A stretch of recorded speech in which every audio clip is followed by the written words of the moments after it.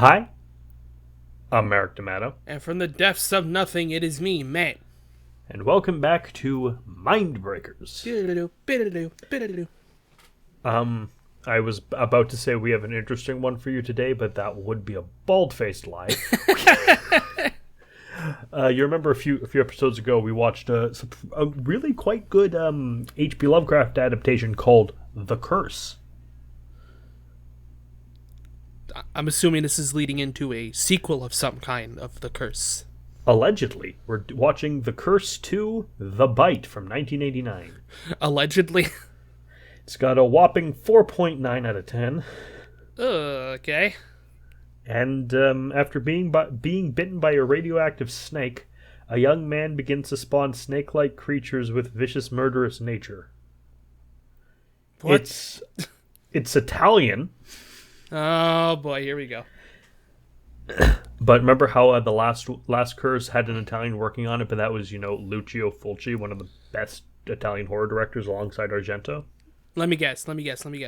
This one doesn't. No, it has Federico Prosperi. Do I know this Federico? I don't. Well, at least it's not I for sure don't. At least it's not Bruno Mattei. True, but... Who I have dubbed, he is the Salieri to Fulci's Mozart. Fair enough. Not a lot of interesting, well-known... I don't know who Joel Sholin is, or J. Eddie Peck, or Savina Gersak, but I do know Jamie Farr, and he's in this movie. And the biggest name is M.A.S.H's Klinger, the one who kept trying to get a Section 8 so he could get out of Korea. God, I remember M.A.S.H. M.A.S.H was good. M.A.S.H was good. Dun, dun, dun, dun. Remember when the History Channel was just M.A.S.H? Yes, I do. Anyway, snakes.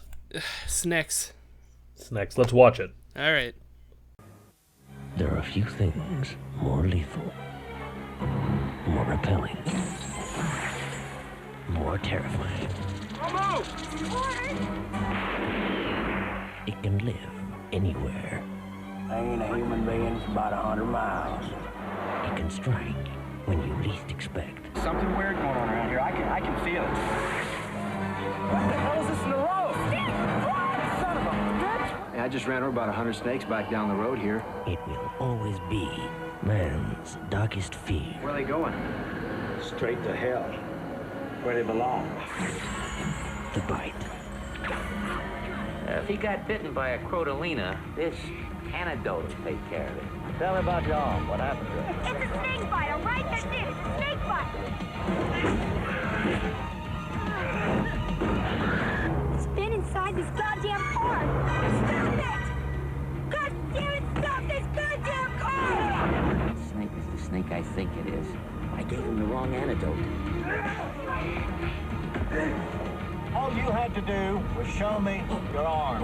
Infected by the neurotoxins, the immune system's T cells do not die, Clark, just show it to him. replacing and invading the genetic code of the patient's forearm. From the dawn of human history, it has been our enemy. Men have feared it. Lord, mercy. Now, it's one of us. The bite.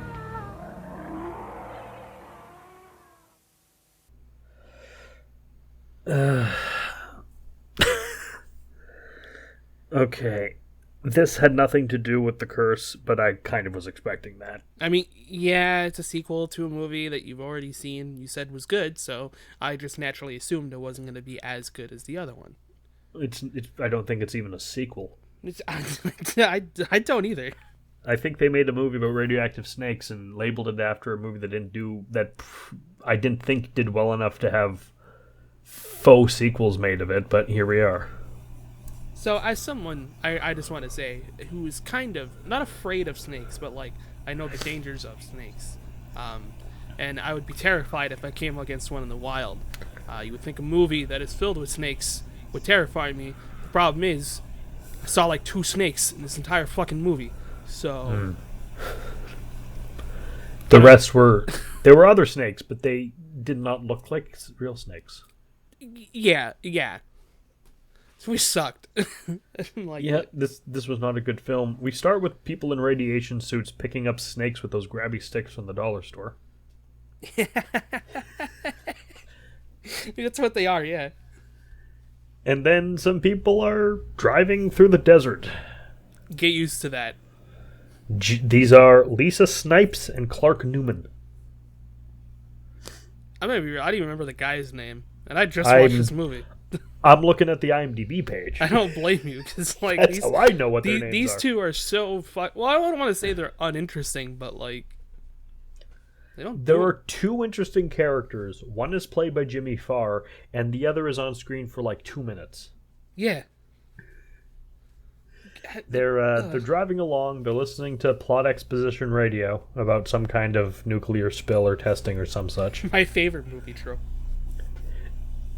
My favorite movie trope is ancient, alien, or extremely powerful and malevolent ancient or alien power watches daytime primetime television for about 10 minutes and concludes humanity has to die. That's my favorite trope.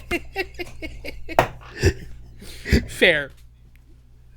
So they're driving along. The road's full of snakes. All right. Oh, okay. They run over some, right? They run over some, and I think one of the snakes bites their tire, which I think is impossible, but whatever. We'll allow it. It's a movie, I guess. I mean, a snake can bite a tire, yes. They can bite whatever they want, but it's not really going to do much to your vulcanized rubber tire. Yeah, not to mention the speed at which that tire is spinning. Chances are, before probably they can even rip do the any damage, snakes. should be dead. And without its skin, most likely. Oh, yeah. So they go to a gas station. Yeah. And we meet what can only be described as a Fallout NPC. Yeah, okay, yes. The whole area was just like something out of Fallout 3 or some shit. Fallout New Vegas. Yeah, Vegas is better. Yeah, But yeah. this Fallout guy New Vegas. comes out he's just gas station attendant. He's played by Al Fan. No, before that they stop another gas station and they're going to take another a road, but Discount Daryl Dixon tells them not to, but they do it anyway. I kind of forgot about that scene. So did I. The fuck? But Discount Daryl tells them don't do that, and like every idiot in movies, they're like, no, I think we're gonna do it. You mean it's what you get when you have main characters in a movie, you know? So they have to go to they go to this other gas station. It's like, hey, can you fix my tire and give me gas? Like, I don't know, $200 and I'll do it. Fine, here you go. All right. Now this guy, this guy, he's a black guy. Yeah. With a wife beater shirt, brown overalls, goggles, and like wide cuffed heavy work gloves without fingers. Who also has a varmint rifle from Fallout New Vegas. He's a Fallout NPC. He's actually just a Fallout. He's one of the people from Good Springs or something. Yeah, and like when we're introduced to him, the first thing he does is just point his gun out the door. He's like, "What are you doing here?" It's like it's a gas double. station. It's a double-barreled shotgun, I think. Yeah, it doesn't matter, but yeah, it's not like it fucking gets used. It's like, oh, you got to be careful. There's nature's getting radiated. It's trying for a birdemic. I don't like that. I don't like that sentence. At least it's more exciting than no, that's a lie. It's less exciting than Birdemic. I was gonna say, listen, I've seen Birdemic technically, twice. In terms of quality, it is better than Birdemics 1 and 2, but it is less entertaining. Yeah, exactly. That's it. He also asked if he can use the bathroom for some reason. It's like, hey, here's a key. Well, presumably, you know what my assumption when someone asks if they can use the bathroom is? They need to use the bathroom. Well, no, but I just mean like I get like he just wants to use the bathroom, but it's more like, hey, can I use the bathroom? It's like, yeah, just go through this really elaborate way to get to the bathroom. And I don't even know if he goes to the bathroom, because then he gets to think hit by that thing in the shed. Yeah, he sees a poster of a dog and it's like, hey, something happened to your dog? Yeah. Died. Snake bit. So he pokes around this guy's house and the dog's alive, I guess. Sure. And then they leave, and then the dog's a snake and it bites the guy's face off. I'm just going to say yes, because I feel like that's what happened, but I genuinely don't remember, because that whole scene was pointless. Oh no, it's setting up the irradiated snakes. I mean... Causing bad stuff. Yeah, I guess. Still stupid. So they go to a motel. I'm just going to cut out all the driving. There's a lot of fucking driving. There's a birdemic amount of driving. Yeah, no, there's like an actual lot amount of driving in this. At least 80% of the movie is driving. And it's not like it's not like in Mad Max. If we're reviewing Mad Max, yeah, we talk about the driving. That's the point. Yeah. No, this one it's just they're driving to get to next plot point area. They get to the motel, and then he's reaching into the back, and a snake bites his hand. Oh yeah, because a snake like jumped in their car while they were at the gas station or something. Yeah. Sure. We'll allow it, I guess. And he's not feeling great because he got bit by a snake. He doesn't go to the hospital immediately. Yeah. I guess because he's stupid. Yes, that's exactly the reason. And so they meet Jamie Farr, who's the best character in the movie. He's the best character in the entire movie. I love this guy so much. Old Klinger. Old Klinger. And gives them the antidote, and it's like, oh, that's a pretty harmless snake. I'll give you the antidote. Like, I'll give you the antivenom. Just it'll bring the swelling down, but you'll be fine. Guess what? He's not fine. It's like, oh, thanks, doctor. Like, oh, say that louder so my mother can hear. No, I'm not a doctor. I'm just a traveling salesman. Like, all right. Does traveling salesman have anti-venom? Well, his reasoning is, look, I drive around the desert. You know what? Actually, fair. Very fair. Very fair. There are snakes everywhere. Yeah. I'll give credit. I'll give credit where credit's due. Because it's not. He doesn't sell it. He just has it because snakes. Mm-hmm. He doesn't even charge him for it. It's like, yeah, here you go. No reason not to help someone else out. Yeah, he's actually not that terrible of a person, kinda. No, he's the only legitimately nice person in this movie, except maybe Lisa. Yeah. So they go dancing at the motel honky tonk. Yeah. That's the perfect way to describe it. I think that's exactly what it is. And he's not feeling well, so he doesn't want to dance. He's just sitting at the bar. And apparently she had a dream about a brontosaurus. Not important. Okay, see, I was like, okay, I'm not gonna lie. When I was watching this movie, I went to go make lunch. I didn't pause because I didn't think I'd miss anything. I didn't. But no. I think I missed the Brontosaurus dream. I'm not gonna lie. It's not important. I figured it's not important because I don't think it's ever mentioned again. So. Oh, just something about he says something. I'd sooner commit harikari than kill you, or at least that's the line she calls back to later. And I can't remember if it's a line that was actually said in the movie. So whatever. Can't vouch for it, but let's just say she's right. I guess. He's sitting at the bar. I don't know, Kevin, some Walmart Kevin Bacon asks her to dance, and he's like, hey, can I go dance with them? She's like, yeah, sure, whatever. He looks like like a Walmart James Franco. Yeah, I like the fact that you use the phrase a Walmart blank. Fuck, that's good. But yeah, he does look like a Walmart James Franco. I agree. I kept trying to place him the whole movie. I've never actually seen J. Eddie Peck in anything, I don't think.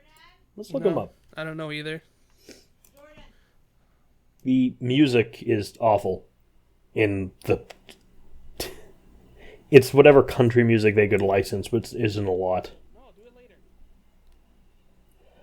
So they're dancing.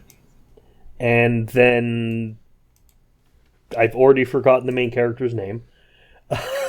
Actually, same. Is it Clive or is it Clark? Clark. Right. Clark Newman gets in a fight with the guy. Oh, yeah. He gets into like a weird bar fight. No, Basically gets he mad. pushes him and he backhands his girlfriend and then runs off to the bathroom. Yeah, he starts freaking out, starts like throwing up. This mean trucker guy who was dancing with her, he's like, "Hey, you hit your girlfriend. I'm gonna kick your ass." And you know what? I'm on his side. Yeah, Go kick his ass. I completely look.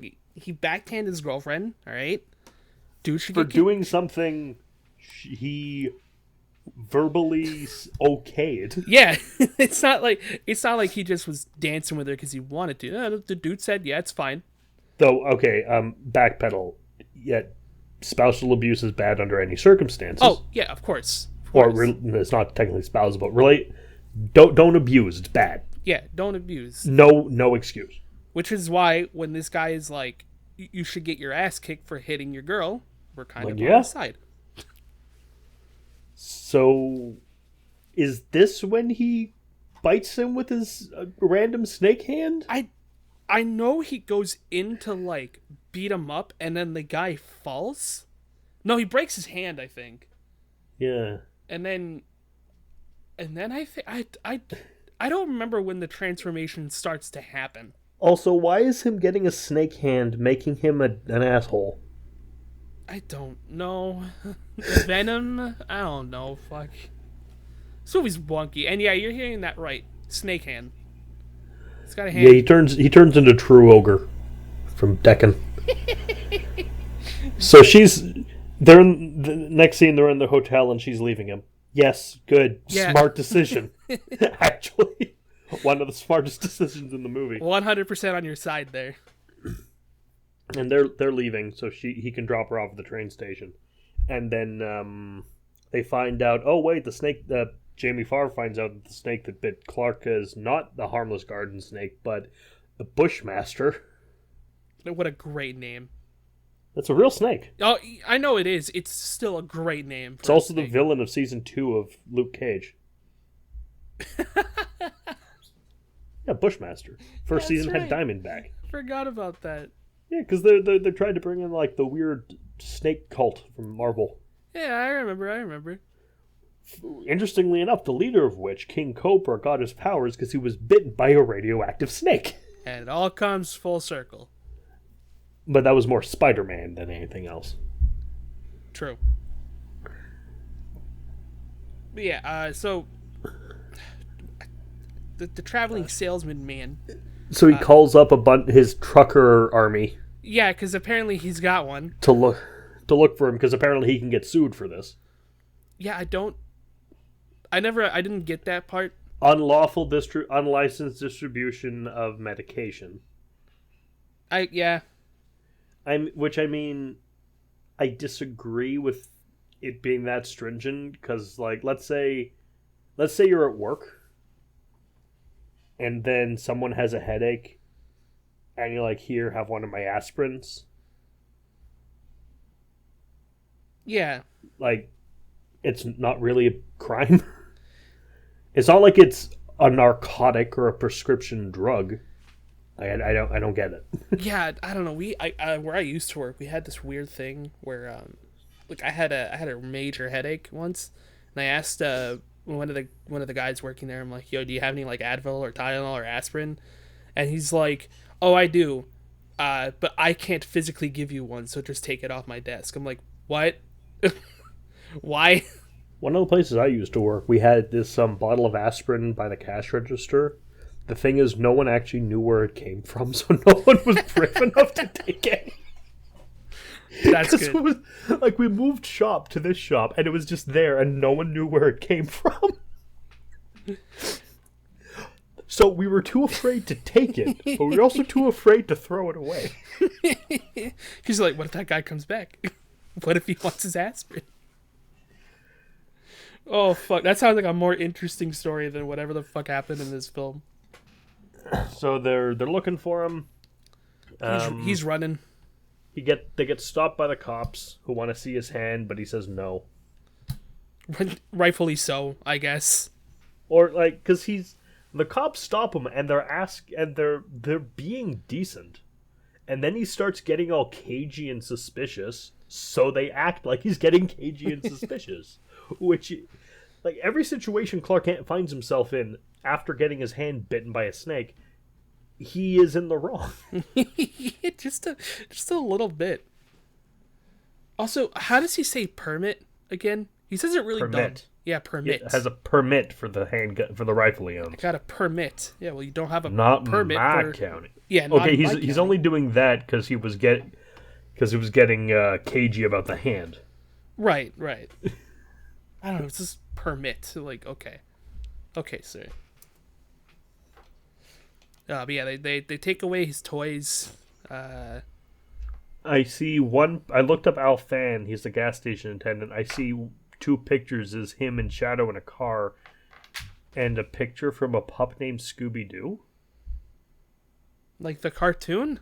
Yeah, What? I don't know. Those are like the 2 most unrelated things I think I've ever heard.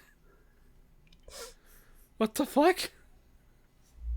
Did he voice a character? Yeah, additional voices. So we don't even know who he is. Okay. That's what the fuck. That's so good. Oh shit. I didn't like a pup named Scooby Doo. I don't think I've ever like I know it exists and I've seen it, but I never like watched it. Yeah, it was just one of those like the characters as kids. So Right. why? That weird phase we had in Dogs don't live that long though. yeah, it was a weird phase we had in cartoons. Tom and Jerry kids. The Tom and Jerry kids, baby, me. But I guess like Looney Tunes had Tiny Toons, but Tiny Toons was good. Yeah, but they were different characters. Yeah, they were good. They weren't Bugs and Daffy as children. They were they were Buster and Yeah. Plucky. Fucking Plucky. Also, they had that drinking episode, which is the best thing ever. That episode is so fucking good. But yeah, so Wait, are you driving drunk? Don't be ridiculous. I don't know how to drive. that show had so many good fucking jokes in it. Fuck. I mean, so Clark decides to go to a hospital. Finally. Yep. And gets his hand x-rayed. And we'll get to the hand x-ray, but they unwrap his hand and it's a snake. And they try to find some scientific reason why this is happening. Yeah, because... And then he bites the nurse's jaw off with his hand. Yeah, that part was kind of cool. The coolest part is you see the x-ray where his bones and then it goes into like a snake vertebrae. Yeah, that shit was so cool. And I guess he attacks Jamie Farr, but Jamie Farr goes unconscious so he doesn't get killed. Yeah, like because he meets up with him in his hospital room to try to give him like the actual antidote, as well as trying to get him to sign like a waiver. Yeah, like, hey, don't sue me, please. Like, please, I'm trying to help. Don't do it, please. All I want to do is help you out, but guess I can't do that because I'm gonna get sued. I mean, at least he only gets unconscious and he doesn't actually fucking die. Get murdered. Yeah, because like you said, like I actually like this guy. He's doing all right. He's the best character. Yeah. Clark freaks out. He leaves the hospital. He gets chased by police, and he tries to kill. He strangles someone with a snake tongue from his hand somehow. Then he hacks it off. He's being chased by police. He chops his snake off with an axe. Gets picked up by a Swedish man who asks if he needs help because he breaks into his car. Oh, this movie is stupid. When you actually like lay it out, like you just kind of start realizing how stupid this movie is. Somehow it gets back to Lisa's place. I think that's where they go. Yep. At like her parents' house or something. He somehow. Well, no, the Swedish man takes him to his house. Oh, okay. And his hand's growing back, and then Lisa arrives there. And then they have dinner, and they're like, we don't believe in medicine. It's like, okay. Like, all right. I want to see the weird man's gross hand. No, you're not allowed to do that. That's not normal.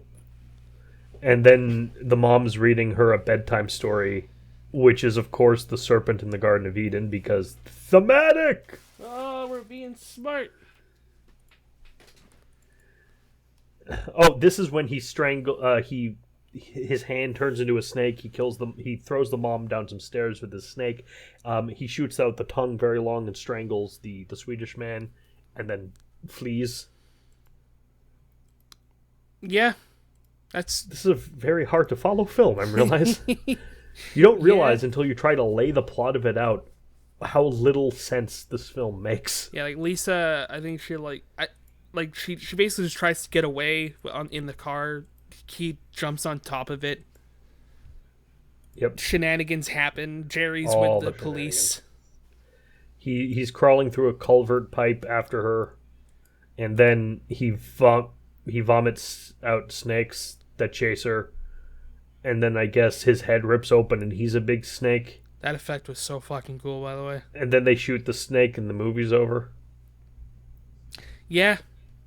Or they don't shoot the snake, or do they shoot the snake? I don't know. I think the snake just died or something. I don't know what happened at the end. This movie is bizarre. I just saw a cool effect. Lisa somehow made it out, and then there was credits. And I'm like, okay. It's just, and you were left with many questions, like, why did the dog turn into a snake dog, but he didn't turn into a snake man? He just his arm turned into a snake. Why am I looking for consistency and weird radiation plot? I don't know, man. This whole movie was fucking... I want to say tiresome to watch. Tedious. Yeah. Tedious is the word for this movie. It's like the ending is cool. Okay, you get I know cool I effects. quote The Simpsons a lot, but that's just a bunch of stuff that happened. Basically, yeah. This movie's a bunch of stuff that happened. Like I wasted like an hour and 20. Like, the movie was about like an hour and 40 minutes. I'll say, like with credits and stuff like that.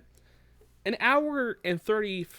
I'll say an hour and 30 minutes of that is just stuff that happens, and the last 10 minutes I didn't watch is the cool credits. stuff. Did you? Not in this movie. I usually watch the credits for movies that like I enjoy. But That's actually a little mini argument Gio and I got into last review when we were reviewing Zombieland Double Tap. So you didn't watch the end credits sequence? Like, I don't stay for the credits of movies I didn't enjoy. yeah, if okay, there's obviously some things, like if it's a Marvel movie, okay, I stay because... I mean, if I'm going to see a movie in theaters, it's just respectful to sit through credits. Yeah, exactly. But, like, if it's something I watch at home, like, I'll sit through the credits if it's something I enjoyed, because it allows me to, like, reflect on the movie a little bit and stuff like that. But if it's something like Curse 2, I'm hitting that escape button as fast as I fucking can. Or there's another example of sitting through the credits, things like Chud 2, Bud the Chud, you get the or song. Commando, where it has a really, really, really good song. Yeah. Because the end credit music... Have you seen the end credit music to Commando? I think I have, yeah. We Fight for Love is the most deliciously cheesy action movie song I've ever heard. Yeah. It's so good. Also, any Disney and Pixar movies, I'll sit through the credits, because they had bloopers. And I can appreciate that kind of work. Especially those fake bloopers. Yeah, those were always great. I love that shit. This movie I didn't love, though. In fact, I had the exact opposite emotions of love for this movie. I don't have emotions for this movie. Yeah, this movie was not... This movie had no polygons, so this movie has no emotions. No, this movie was just like, I sat through it and just went, okay. Yeah, this shorter review, because there's basically nothing that happens in this movie. Man, we almost got man this to gets 30 bitten minutes. by Like, I think snake, it's enough. Arm turns into snake, hijinks ensues. Next week, we're doing something a little different. Well, not a little different. We've done this before, but we're watching a special movie that I've wanted to watch for some time by Wes Craven. Oh boy! Involving voodoo zombies. Oh, okay. Yep. Yeah. So we'll see you for that next week. Till then, I've been Merrick D'Amato. I've been Matt. Ciao. Bye-bye.